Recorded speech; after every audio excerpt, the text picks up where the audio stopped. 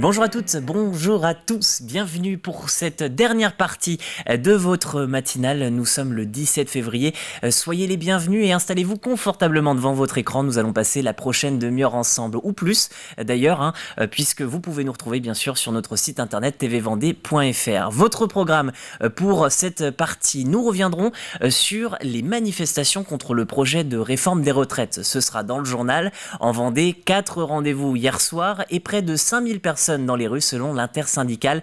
Nous ferons donc un point complet sur cette 5e journée de mobilisation. Autre fait de l'actualité, les aides pour faire face aux hausses des prix de l'énergie sont toujours disponibles.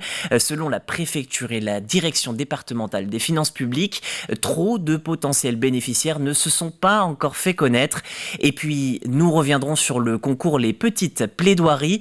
2 binômes vendéens étaient qualifiés pour la finale régionale et l'un d'eux repart de Nantes avec la médaille d'argent. Voilà pour l'actu. À retrouver aussi vos chroniques, l'agenda du week-end, de la culture, des balades et quelques rendez-vous pour passer un bon week-end en Vendée. Votre extrait du jour reviendra sur le nouveau numéro de Sans détour. Et avant tout cela, bien sûr, le résumé de la 4e étape du circuit des plages vendéennes. Résumé et commentaire Simon Philippot pour revivre cette étape avec une arrivée à Saint-Georges de Pointe-à-Doux. Enfin, l'invité de la matinale, nous avons parlé à 8h15 économie et plus particulièrement du Vendéo, la monnaie locale du territoire. Cédric Henry, l'un des 9 coprésidents de la MLCC 85, monnaie locale complémentaire citoyenne, évoquait le passage au format numérique du Vendéo. Vous avez l'entièreté du programme de cette prochaine demi-heure. Alors avant de l'entamer, on va faire un petit tour par la météo si vous le voulez bien, avec de la pluie toute la journée, des averses et un ciel gris au programme du ciel vendéen. Le matin, personne n'est épargné par ce temps capricieux. La pluie sera tout de même plutôt localisée sur les côtes. Pour les températures, elles seront douces, 10 degrés en moyenne dans le Bocage et à l'est, avec un pic d'ailleurs pour 12 degrés à La Roche-sur-Yon, 11 sur la façade atlantique. Dans l'après-midi, les averses vont se déplacer d'ouest en est et le Bocage devrait se retrouver sous les gouttes. Il fera de 12 à 13 degrés selon votre localisation dans le département. Les marées, avec comme chaque matin également le point sur vos marées du jour. La marée se retirait jusqu'à 7h49, deuxième marée basse 20h27. Pour les marées hautes, ou plutôt là, puisque la précédente était en pleine nuit, 2h10, vous avez rendez-vous sur nos plages à 14h48 pour les coefficients 52 et 60 aujourd'hui. Enfin, on termine ce point complet sur les infos pratiques du jour avec les marchés. Vous le voyez, il y en a plusieurs sur la carte. Brême-sur-Mer, l'île d'Olonne, Les Sables, Longeville, si on parle de la façade atlantique. Il y a aussi Rive de Lyon, Moutier-les-Mauffais, Saint-Benoît-sur-Mer et tout à l'est, Saint-Hilaire-des-Loges, Mouilleron-Saint-Germain et les Épaisses. Enfin, le marché de Saint-Fulgent, comme beaucoup, il est prévu de 8h à 13h en plein centre-ville. Vous avez donc toute la matinée pour profiter de ce marché. Ce qui en revanche, eh bien, il faut en profiter dès maintenant. Bien, c'est votre programme de la matinale. Je souhaite une bonne fête à tous les Alexis. Le soleil est levé depuis 8h06, même s'il est caché par quelques nuages. Je vous propose maintenant de passer à votre journal.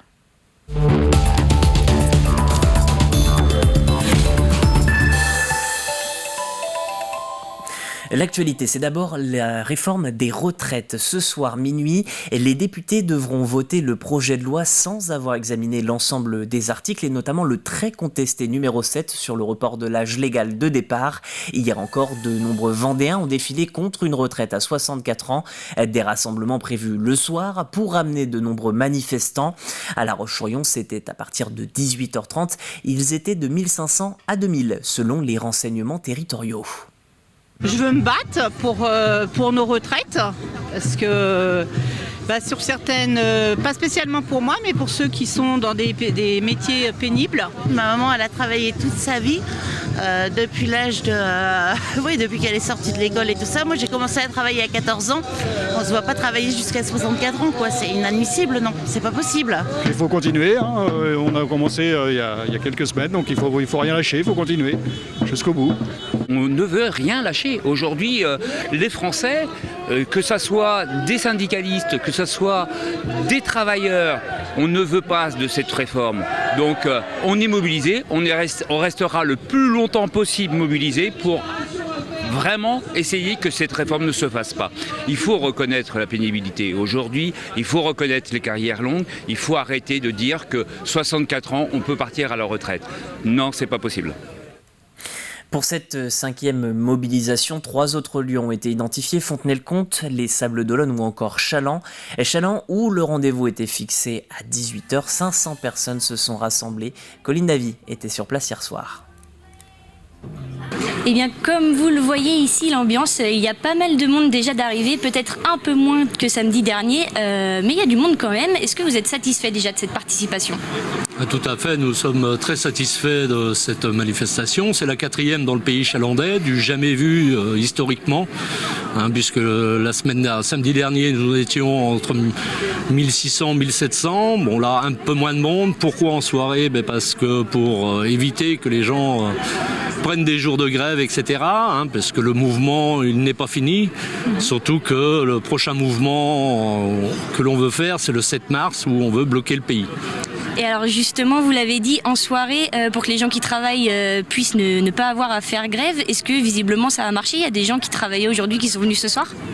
Tout à fait, j'ai pas fait le tour, mais oui, il y a des gens qui sont venus après leur travail, après leur journée de travail, qui sont venus soutenir le mouvement. Et alors il y a 4 rendez-vous encore aujourd'hui en Vendée. Pourquoi cette volonté de refaire des rendez-vous dans les plus petites villes comme ici à Challans ? C'est-à-dire qu'on a essayé, avec la population, parce qu'au niveau du prix du gasoil, etc., et surtout nous, Pays Challans, ça nous permet d'avoir des gens de Noirmoutier, Saint-Jean-de-Mont, etc., et ça leur fait moins de route, évidemment. Une petite dernière chose peut-être, en ce moment il y a les débats à l'Assemblée nationale qui se terminent vendredi soir. Est-ce que c'est important pour vous du coup ce jeudi d'être présents encore nombreux ? Bien sûr, il faut montrer notre détermination. La preuve en est, l'article 2 a été rejeté avant-hier. Donc nous, on veut absolument que cette réforme soit annulée, repoussée. Et pour annuler cette réforme, en tout cas pour montrer que les gens ne sont pas d'accord, il y a la CFDT qui a rejoint le mouvement. Elle était présente sur les autres villes pour les précédents rassemblements et ce jeudi soir, elle est également présente ici à Challans. Et pour être totalement complet, sachez qu'à Fontenay-le-Comte, 400 personnes se sont rassemblées place Viette. Quant aux Sables-d'Olonne, ils étaient environ 300. Tout autre chose à présent. Sur cette antenne, nous vous avons déjà évoqué les dispositifs d'aide mis en place par la préfecture de Vendée et la direction départementale des finances publiques. L'objectif, supporter les entreprises face à la hausse des prix de l'énergie. Eh bien, la préfecture rappelle que de nombreux bénéficiaires ne se sont pas encore fait connaître pour profiter de cette aide bâtie sur 3 piliers. Un prix garanti maximal de 230 € du mégawattheure, un amortisseur électrique et un guichet d'aide gaz-électricité. Pourtant, malgré ces bénéfices, beaucoup d'entrepreneurs ne font pas appel à ce dispositif. L'État a mis en place des dispositifs pour aider les collectivités, les entreprises, les associations à faire face à cette progression du coût. Donc à travers un bouclier tarifaire qui s'applique pour la très grande majorité des entreprises, ce qu'on appelle les TPE, très petites entreprises, moins de 10 salariés et moins de 2 millions de chiffre d'affaires. Et puis ensuite un dispositif d'amortisseur et un dispositif pour les entreprises plus importantes de guichet sur lequel il faut venir se connecter pour pouvoir solliciter l'aide.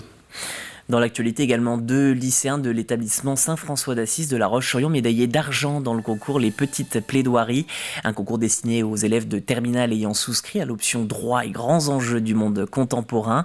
Au total, 35 établissements étaient alignés au départ et après une première sélection, 12 se sont hissés dans cette finale prévue au Palais de Justice de Nantes. Parmi ces binômes, 2 groupes vendéens, l'un de La Roche-sur-Yon donc et l'autre des Herbiers. Le reportage de la rédaction depuis Nantes. Nous vous demandons la relaxe. Ces avocats paraissent bien jeunes et pour cause, ils ne le sont pas encore. Ces lycéens participent au concours des petites plaidoiries, une expérience unique avec un brin de stress. Ce qui était stressant aussi, c'était les questions à la fin de l'interview, à la fin de la plaidoirie, parce que on s'y attendait pas du tout. C'est un mélange entre l'excitation et un petit peu de stress, mais surtout d'excitation, parce que je me dis personnellement, et surtout à notre âge, c'est une chose qu'on ne vit qu'une fois en quelque sorte. Être avocate, c'est toujours quelque chose qui m'a plu et qui m'a intéressée. Alors je me suis dit que c'était l'opportunité pour vivre mon rêve d'avocate avant les études supérieures. Enfin, j'espère gagner, mais si je gagne, ça serait quand même un plus pour mon dossier vu que c'est assez sélectif. Et sinon, oui, le droit, ça m'intéresserait dans tous les cas. Pas de victoire pour cet élève de La Roche-sur-Yon, mais une belle seconde place, de quoi rendre fiers les professeurs. C'est super pour moi, pour nous, pour les professeurs, mais je suis très content pour eux parce que je pense que c'est vraiment une opportunité dingue de pouvoir plaider dans un tribunal. Et je pense que ça, on n'a pas deux occasions comme ça dans une vie, à part si on est avocat ou procureur. À tour de rôle, les 12 binômes se sont exprimés devant un jury formé de professionnels du droit et de l'éducation. Et puisque c'est une finale, chaque détail compte. Le jury a un certain nombre de critères à disposition. Certains portent sur le fond de la plaidoirie, c'est-à-dire est-ce que les arguments juridiques qui ont été développés sont pertinents, sont efficaces, correspondent bien à la problématique juridique qui a été soulevée. Et puis il y a des critères de forme, c'est-à-dire le degré d'éloquence, le pouvoir de conviction, et pour terminer, la capacité à interagir avec le jury, c'est-à-dire savoir répondre à des questions parfois qu'on n'avait pas pu prévoir avant. Sur des sujets d'actualité aussi divers que l'hébergement de migrants ou les actions de militants écologistes, ces jeunes ont su bluffer le public et pas seulement. J'ai pensé que c'était impressionnant et je crois que je ne suis pas la seule, c'est-à-dire qu'ils y ont mis vraiment une force de conviction, d'argumentation et puis derrière évidemment tout le travail juridique qui leur permettait justement d'argumenter. C'était très impressionnant. Les 24 lycéens finalistes pourront valoriser cette prestation dans leur dossier Parcoursup. Une chance supplémentaire de pouvoir peut-être un jour plaider devant une vraie cour de justice. Un petit détour au large avec la Golden Globe Race. Kirsten Neuschaefer devient la première femme à franchir le Cap Horn dans une course autour du monde sans escale, sans assistance et en solitaire. Elle est aussi la première de cette édition de la GGR puisqu'elle vogue en tête depuis l'abandon de Simon Kerwen. La Sud-Africaine est pointée avec 3 jours d'avance sur ses concurrents et notamment son poursuivant Abhilash Tomi. L'actuel second du classement vient d'ailleurs de signaler une avarie sur son régulateur d'allure. Le navigateur ne demande pas d'assistance pour le moment.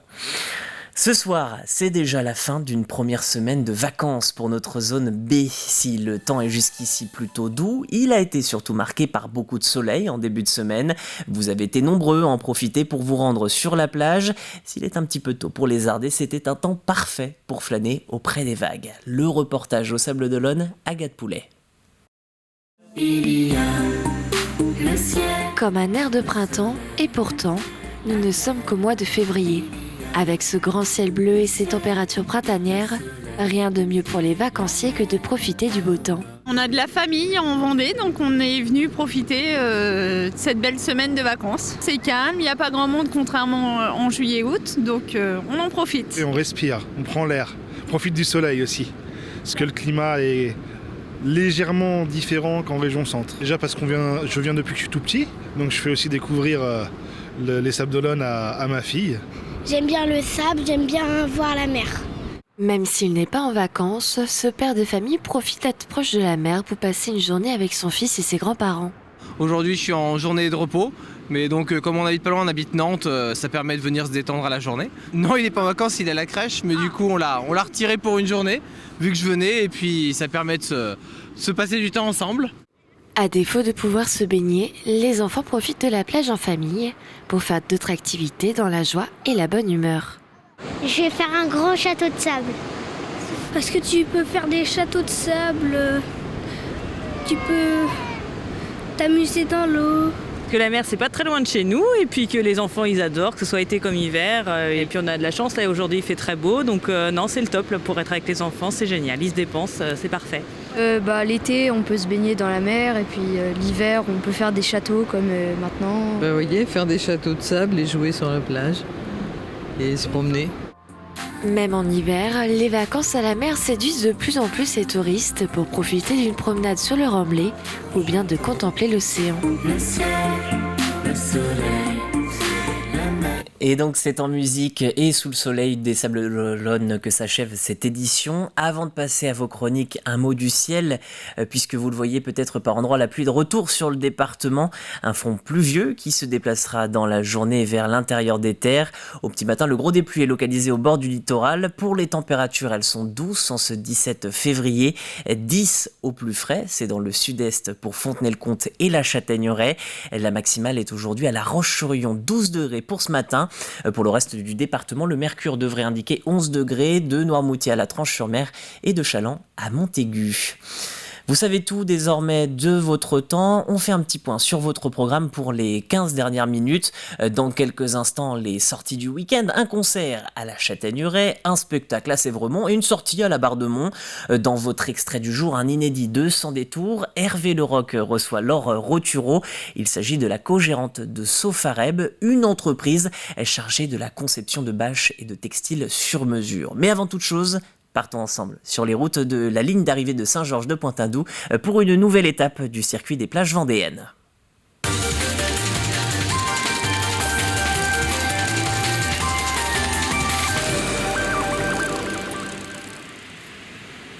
Toute la semaine et chaque jour de course, nous vous proposons de suivre la dernière heure en direct jusqu'à l'arrivée des étapes du circuit des plages vendéennes. Hier, c'était déjà la 4e. L'arrivée était à Saint-Georges de Pointe-à-Doux, donc le résumé de l'épreuve, il est signé Simon Fellupo. 4e manche du circuit des plages vendéennes en ce jeudi 16 février à Saint-Georges de Pointe-à-Doux avec un peu plus de 132 km au programme de l'épreuve. Un départ très rapide avec un premier tour effectué à une moyenne de plus de 50 km/h et beaucoup de mouvements en tête de course. Plusieurs coureurs vont tenter de s'extirper à l'avant mais sans succès. À chaque fois, le peloton va finir par rentrer sur les différentes tentatives d'échapper, pourtant très nombreuses, avec plusieurs formations qui tentent leur chance comme Morbihan-Fibolia ou encore la formation Paris Cycliste Olympique. Une première échappée va alors se former de 2 coureurs avec Antoine Devanne pour le team LMP La Roche-Vendée Cyclisme et Aurélien de Comarmont pour l'équipe Morbihan-Fibolia. Ils vont réussir à prendre jusqu'à 25 secondes d'avance sur le peloton mais vont eux aussi être repris. Et à nouveau, on va tenter sa chance du côté de la formation Sojason mais sans succès. Le peloton finit par rentrer sur toutes les tentatives d'échapper et ce malgré les très nombreuses accélérations. Les coureurs de Schwanheim vont aussi tenter leur chance, accompagnés par Vendéus, Sojason, Loudéac et le team LMP, avec un groupe plutôt conséquent d'une bonne quinzaine d'unités. Mais là aussi, le peloton va finir par rentrer sur cette échappée et un nouveau groupe va alors se former. Un groupe un peu moins conséquent de 4 coureurs. On retrouvera Théo Cottard pour la formation Créactuel Marie-Morin U22, Antoine Devanne pour le team LMP La Roche-Vendée Cyclisme, accompagné également par Alexandre Hu du Vélo Club Pays de Loudéac et par Lucas Boniface de la formation Vendée-U. 4 garçons qui vont alors réussir à prendre jusqu'à 45 secondes d'avance sur le peloton. Mais derrière, eh bien, on s'organise avec un peloton emmené notamment par la formation des Sables Vendée Cyclisme, par Paris Cycliste Olympique, qui vont tenter de revenir sur les 4 hommes de tête. 4 hommes qui s'entendent plutôt bien. Mais Antoine Devanne va placer une nouvelle accélération et une accélération qui va faire, dont Antoine Hu va en faire les frais. Le cours de Loudéac est alors distancé de la tête de course. Ils ne sont plus que 3, Théo Cottard, Antoine Devanne et Lucas Boniface, à un peu plus de 16 km de l'arrivée. Mais derrière le peloton, on va aussi s'organiser pour revenir sur ce trio de tête. Et à moins de 10 km de l'arrivée, la jonction va s'opérer. Les 3 hommes vont être repris par le peloton. Un peloton emmené par plusieurs formations comme le Vélosport Valtais, Paris Cycliste Olympique. Et à 9 km, on retrouve donc un peloton groupé qui se dirige vers la ligne d'arrivée. Mais c'est sans compter une nouvelle attaque portée notamment par Maxime Joly pour la formation Morbihan-Fibolia GOA qui va créer une nouvelle échappée d'une petite dizaine de coureurs. Maxime Joly, coureur vendéen, originaire de la Garnache. Il va tout tenter dans ces 5 derniers kilomètres pour essayer de s'extirper seul à l'avant de l'épreuve. Mais là aussi, eh bien, le peloton va à nouveau s'organiser, emmené notamment par le team LMP La Roche-Vendée Cyclisme. Maxime Joly va donc finir par être repris à son tour et avalé par le peloton. Un peloton qui prépare le sprint avec un Théo Monant très bien emmené par ses coéquipiers. Mais dans le final, eh bien, c'est Lucas Boniface qui va réussir à s'imposer au terme d'un magnifique sprint. Le cours de la formation Vendée-U qui vient chercher la première place devant Louis Lapierre pour l'équipe Océane Top 16 et Théo Cottard pour l'équipe Créactuel Marie-Morin U22. Lucas Boniface en profite pour reprendre par la même occasion la tête du classement général de ce circuit des plages vendéennes avant les 2 dernières manches prévues samedi et dimanche.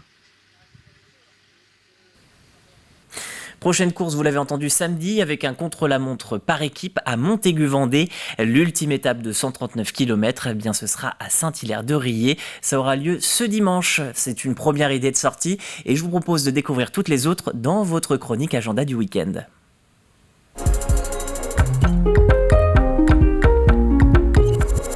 Et oui, puisque comme chaque vendredi, des idées de sortie pour profiter de votre week-end, on en a plein à vous proposer. Aujourd'hui, l'agenda vous propose des rendez-vous dans le sud-est comme dans le nord-ouest de la Vendée, avec de la culture et du sport.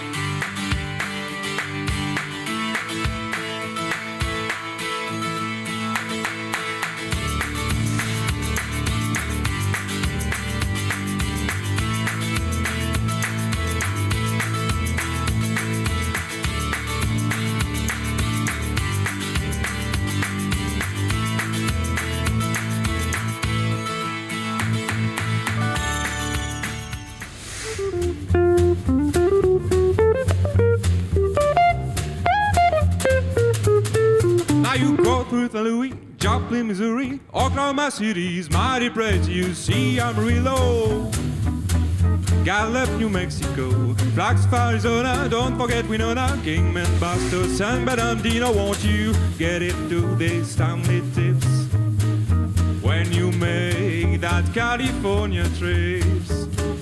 Get your kicks on Road 66. Get your kicks on Road, baby, Road 66.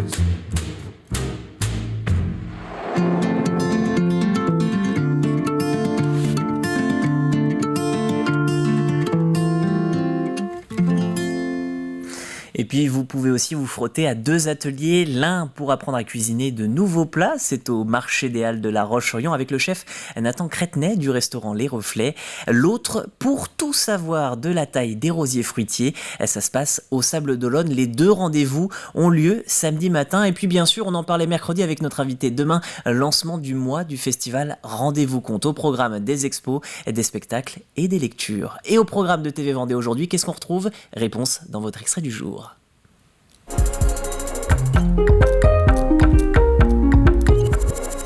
L'extrait du jour avec Hervé Leroc et son émission Sans détour. Aujourd'hui, Hervé reçoit la co-gérante de Sofareb, Laure Rotureau. Regardez. J'avais 13-14 ans. C'était une période assez difficile, mon adolescence. Ouais. Les années collège. Les années collège, elles peuvent être parfois très dures. J'avais des problèmes de surpoids à cette époque, toujours un petit peu encore, et donc, alors je sais qu'aujourd'hui on en parle beaucoup, etc. Mais j'ai vécu le harcèlement scolaire par rapport à ça. Si je suis ce que je suis devenue aujourd'hui, je pense que ça n'y est pas non plus. Voilà. Sofareb, protection, anti-suite technique. Super entreprise. Bon, ça va, ils travaillent. Ils sont tous en train de travailler, donc ça va. C'est bien. Et donc oui, tu as vécu des choses très difficiles. Ouais, très difficiles psychologiquement. Le harcèlement scolaire, c'est pas simple. Ouais. Et donc j'étais très seule à ce moment-là. Alors seule au niveau de la société, pas au niveau familial. Oui. J'avais vraiment. Et cette chanson, elle m'a aidée parce que effectivement.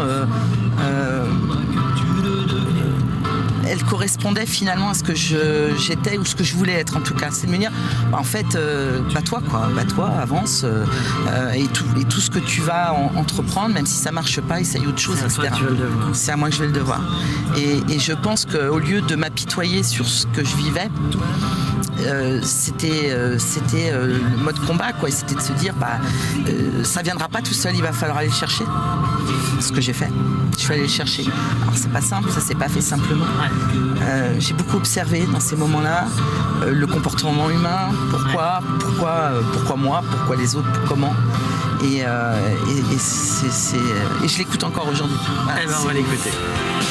Le cadeau de ta naissance, il y a ton envie, ton rêve qui naissent d'une vraie souffrance. Et voilà pour votre extrait du jour. Je vous propose que nous passions tout de suite à votre jeu pour ce matin.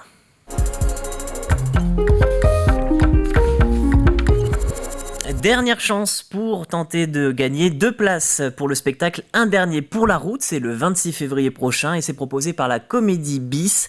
La question, je vous le rappelle, pour cette semaine était la suivante. Comment s'appelle la variété de ce tubercule cultivé à Noirmoutier en Lille? Si vous avez la bonne réponse, n'hésitez pas. Vous avez encore jusqu'à la fin de cette matinée pour pouvoir jouer, suite à quoi nous procéderons au tirage au sort. Et si vous avez besoin d'un indice pour trouver la bonne réponse, elle fait partie avec la Syrthéma, la Lady Christelle et la Charlotte, des variétés cultivées par la coopérative agricole de Noirmoutier. Ainsi s'achève ce jeu et cette matinale. On se retrouve dès lundi. Je vous souhaite un excellent week-end sur TV Vendée.